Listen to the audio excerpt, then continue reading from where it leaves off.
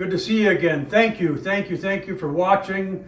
I'm not going to pressure you to subscribe, but hey, it would be nice if you did. I don't have that notification bell and all that fancy stuff up in the corner of the frame, but I've been watching a lot of guys that do. Like I say, I live life simple. So we're keeping it simple. If you want to subscribe, great. I'm just glad you're here watching me today. And today, I'm going to can some venison. It's a pretty straightforward process. My good friend Eric from Eric and Zach Outdoors is here with me today. We're going to do a bunch of his meat and some remainder of mine. I've got 18 pints already done. I did steak flavor and curry flavor, and today I'm going to do a taco flavor, just using this as my base seasoning. It's got a little lime in it and stuff, and it makes for some really good flavor. I like this. So we'll walk you through the process quickly. I don't want to belabor the points because it's actually quite simple. So you got your pressure cooker. In this case, it's an old style one. We're going to use a weight on top, and I just choose between 5, 10, 15 pounds of pressure. We're going to do 10 pounds of pressure. Once I get up to pressure, it'll go for an hour and 10 minutes under pressure. And like I say, this is a very simple old style pressure cooker. In the fry pan over here, the big fry pan, I've got the lids and the rings. Now, I've got the burner on low. She's just shy of boiling. It'll get there, but this is to sanitize. See if I can pull one out for you quick. Now, this is to sanitize your rings and lids. What I do is I just throw them right in there intact like that and just let them stay warm while we get everything else prepped.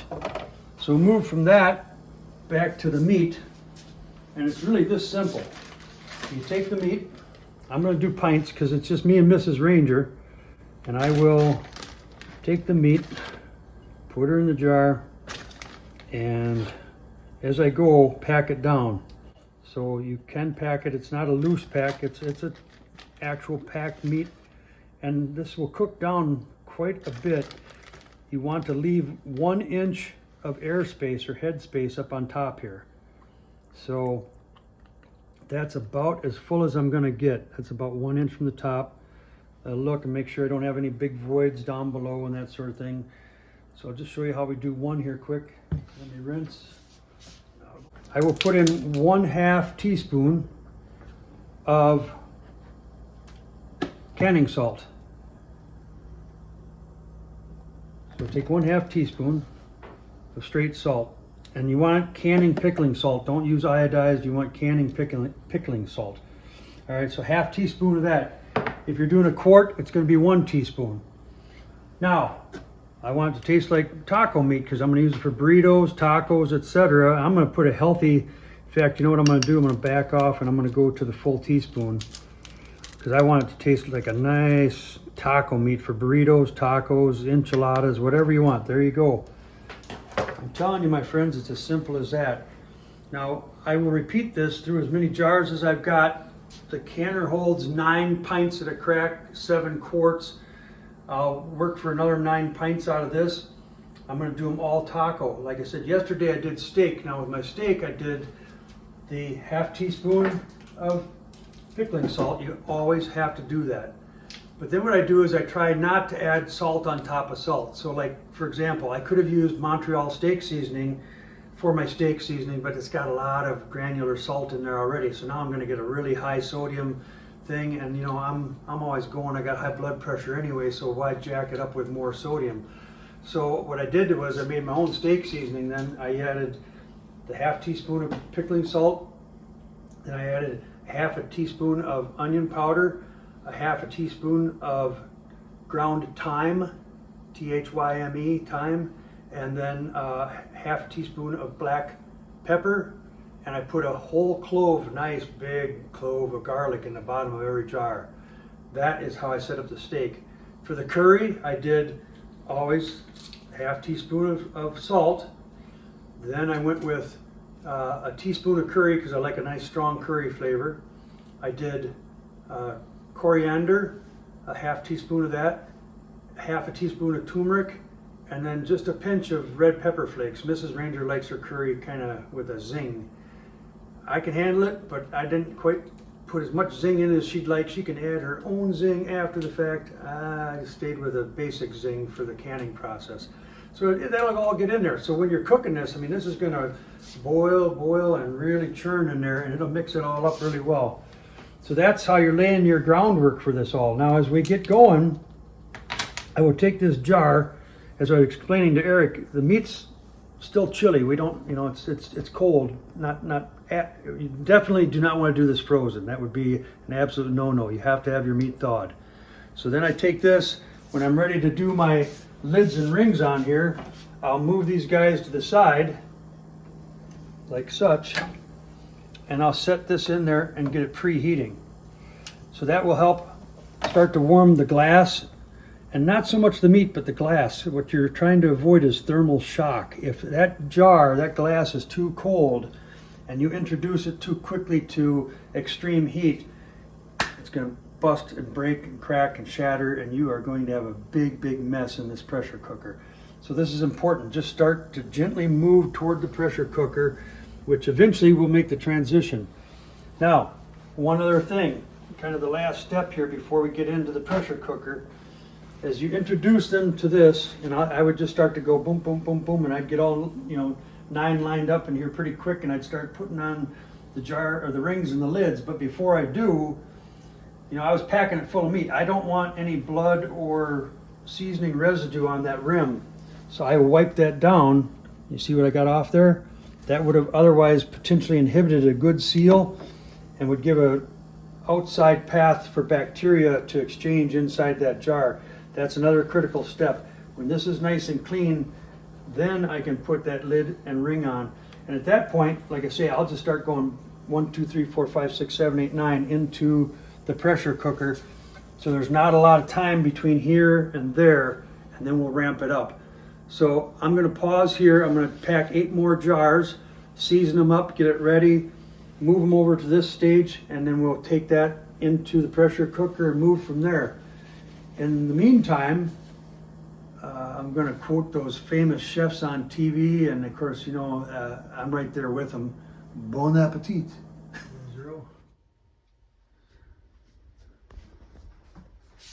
There you go, guys. Great thing to do on a cold winter day. It's about 5 below zero, and we're just working around a stove that's keeping us warm, and it's warming our bellies because we're thinking about all that food, and it's warming our hearts because we're thinking about the beautiful bucks and does and everything we harvested this year that are going into this canning process. So we're going to take you to the next step now. What I do is, like I say, I've got my lids and rings in here, being sanitized with the hot water. Again, to protect against thermal shock, I just set my jars in here. All the tops have been wiped down. I'll grab a ring here, pull it out. They're a little warm to the touch, but we'll get that on there. Take that, excuse me. I like to put them on nice and tight, give her a good spin, and then set them in the pressure cooker and prep them up, get them ready. Now again, I don't have anything boiling. I want to bring that temperature up gradually so I don't get a thermal shock on these jars and break them. Like I say, that's bad news. I've had that happen. I can feel the heat on the bottom of this one already, and of course it's conducting right up the glass to warm that glass all the way through. That one's going to be for Eric. I did not have a full batch left, so Eric kindly donated enough to make my 6th jar. Thank you, Eric. I appreciate that. No problem. So spin that on. I got my seasoning in there. Everything's ready to rock and roll. We'll set that one in. Another one here. Oops, that's Eric's. I got color coded. Eric's going to get the white rings. And I got the gold.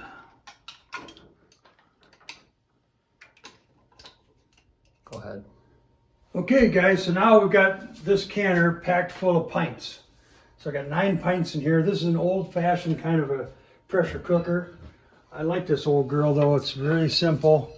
Like I say, I like to keep things simple, but 9 beautiful pints of meat in there. I just take this. Now I'm going to set that on, give her the spin. And this one uses nothing more than a weight. It does have a pressure relief valve here that'll pop if things get in a dangerous zone. But I don't know if you can see this, but that This hole is 5 pounds, this one is 10 pounds, that one's 15. Okay, so you choose your pressure by the indicator on there. We're gonna go with 10. So I just set this on top at 10 pounds. And now we're gonna crank that heat up and get her going. So that's gonna start to hiss and spit for a while until it gets up to pressure. And then when we get there, I'll show you how this starts to go and it rattles. And we wanna get that rattling at a sequence that's, roughly every 30 seconds or so. And that holds us right at 10 pounds. We'll cook it for 1 hour, 10 minutes once that starts. We don't want to set the timer before that because we want it at a full 10 pounds. And then we're going to take them out, put them on a cooling rack, and we're going to listen for the beautiful music, sound of success of the sealing of the jars where it goes as they start to seal. So there you can see lots of good stuff coming your way in way of living vicariously through Eric and I. But boy, Eric and I, we get to chow. And we're having one for lunch, actually. I've got one over on the table over there from 2019 taco flavor. We're going to have that and a dandy meal. So we'll get this one going. Now we're going to set up a second pressure cooker alongside of it, do another 9, and then we'll just keep rotating through till we're done. I hope you enjoy this video and you learned a little bit about canning. Maybe you already know about canning, but these are the ways that Eric and I approach this, and our techniques have worked, time proven. I learned it all from Mrs. Ranger. And we'll have a fabulous selection of meals to eat going forward, and all you got to do is heat them, or like I was telling Eric, you can just take a spoon and gobble it right out of the jar. This is the way to go. It is living life large, full, and simple. Doesn't get any better than that. All right, here we go. Okay, so we've got both pressure cookers loaded up, ready to roll. This old girl, like I explained, has the round piece on top. Gaskets, she's coming along. It's spitting a little now, but once the pressure builds, it'll seal. It performed perfectly for me yesterday. This newer one, we're going to watch the gauge, get her up to 10 pounds, and then try to maintain it there. But once we get to the 10-pound setting on each of them, 1 hour and 10 minutes, and we'll just have some coffee and relax and enjoy each other's company now for that hour and 10 minutes. And then when that's done, I like to set the timer for 22 minutes, cut the heat, and just let them slowly come down, because the one thing you never want to do is take that lid off when it's under pressure or release either of these valves, because man, steam's going everywhere. So I let them cool down for 22 minutes, and then I'll start to take the jars out and we'll put them on the cooling rack. We'll see at that point in time, and that's like the final step in the process where we see the culmination of all of our work come together, and that's very exciting. So see you in an hour and 10 minutes. Okay, so you notice that my little weight is not rattling anymore. We reached our time limit of 1 hour 10 minutes for pints of meat, and at that point then I cut the heat. The pressure will start to die down, and I set the timer here for 22 minutes at that point. Don't ask me why 22, but 22, somewhere in that neck of the woods. I keep it simple, you know that. I'm a simple man, I gotta go simple. 22 minutes. That will allow this pressure to back down. Even at 22 minutes, I'll be taking a butter knife and just slowly lifting this valve to let the residual pressure off very gently. There's not going to be a lot, but maybe a pound or two after 22 minutes. And then we'll pop the lid, and we'll be carrying the jars over here and setting them on a cooling rack. Why a cooling rack, you ask? Great question. That allows the air to circulate around the jar and cool it uniformly, and then that way you get a nice seal, and you're going to hear that music of when the lids start to pop. Hopefully we can capture that for you too. But when we get to that stage, I'll show you that. I'm going to use this extremely handy gizmo. That's a technical term, gizmo. That's scientific and technical.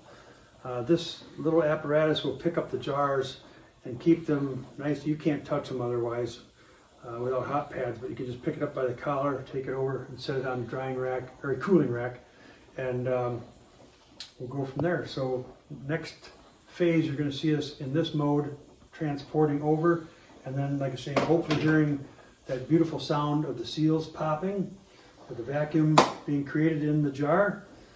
Eric's got a perfect, well, he's a little high. I'll tweak it down a bit. We're at about 12 pounds here. There we go. He's only got about 20 minutes left on that one. And then we're going to reload. We've got 3, 6, 7, 8 jars to go. Because we have 1 quart in the mix, we're going to have to go longer. We'll be going, I believe it's an hour and a half on quart size. So that's okay. These guys will be well cooked. You won't have to worry about a thing. We'll be fine. But I failed to mention earlier, one of the extremely wonderful benefits of pressure canning meat is that it will be so tender and succulent. It's cooking in its own juices. And so it's like if you think of prime rib and you're dipping it in the au jus, this is being cooked in the au jus. And so when you're done, it is just fabulous. I mean, it'll fall apart. And I'm not kidding you at all.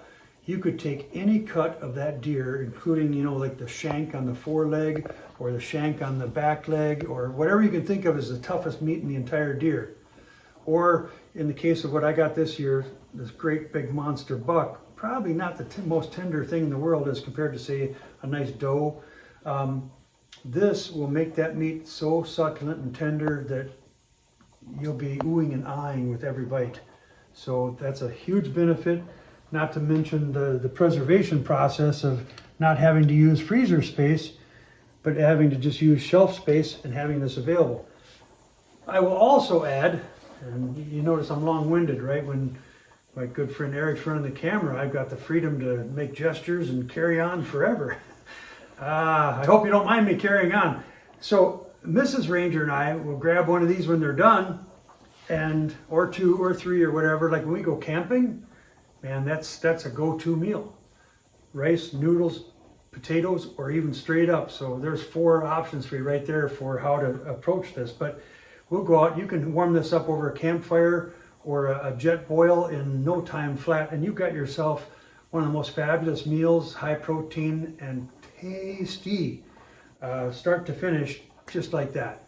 So that's one of the ways we like to use them, not only in the, having it for supper on a particular day of the week or whatever, but it's mobile, it's transportable, it's extremely efficient and versatile, and it's limited only by your imagination and your hunger. So stay hungry.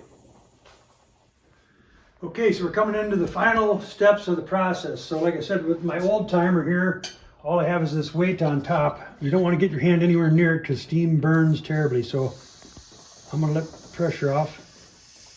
You can hear it coming out a little bit. Not too bad after 22 minutes, so it's kind of depressurized on its own with the removal of the heat. So now I take the weight off, and that's done. We're safe, no pressure left. Eric's first batch has a couple minutes left on, so that's right next door. Now I'm going to turn this lid to there, and then she'll release. Come on, girl, there we go. There we go. Everything's looking good inside. Now this is where I come in with my handy dandy tool. I'll reach in there. Now there's a little bit of water on top. I don't get too excited about that. I'll dab that off later, but we're going to get these over the cooling rack now. And if you look down here, you can see she's still boiling like crazy inside there. It's cooking, cooking, cooking. So I will transport all 9 over there, get them situated, and I will take a towel, oops, and dab off the top. Dab that water off there real quick. The rest will evaporate quickly, but then I don't get like a lime residue on there when I go to write the date and the contents on it. So this device here is worth its weight in gold. Transport these guys over. You might even hear one pop while I'm doing this as they start to cool.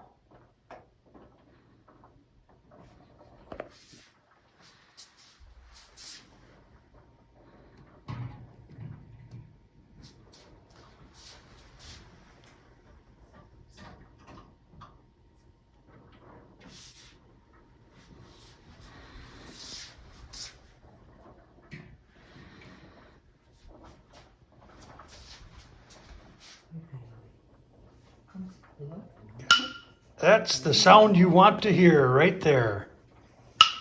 Yeah, baby, 2 of them. All right. Once one starts to go, they almost all follow suit, but they're cooling at different rates. The ones to the inside of the pile, like here, he's got that heat around him from all the other guys. He'll be a little slower in taking, so it looks like the outsiders are coming in first. But that is the sound of vacuum being acquired in the jar, and the seal has been made. We've sealed the deal. Now we'll leave the rings on for at least 24 hours or as long as you'd like, really. But I would not take them off in less than 24 hours just to make sure your seal is good. And from here on out, we move to the next batch and then consumption. Yeehaw! So we're wrapping up the process here. Eric is being our display person. There we go, spokesman for the Burkbam Ranch. Pressure cooked canned venison. How do you like it, Eric? You had some for lunch. It's very delicious. It's very tasty. It's had very good flavor, and I'm looking forward to sharing it with my family for sure. You bet. So we've got, I don't know, 18 or so jars over here. I can tell you Zach's gonna like it. There you go, another 18 over here. You can hear the cooker going in the background here. Got another 8 in that. So we're getting there. Now, ladies, note that we did all the dishes. The sink is clean. I just got to put some things away. We'll be in good shape. So this is Ranger Reno with my good friend Eric from Eric and Zach's Outdoors. We canned up a storm today, didn't we, brother? We sure did. We lived life large. Very large. Full and simple. And until next time, this is Ranger Reno, over and out. Have a good day, everybody.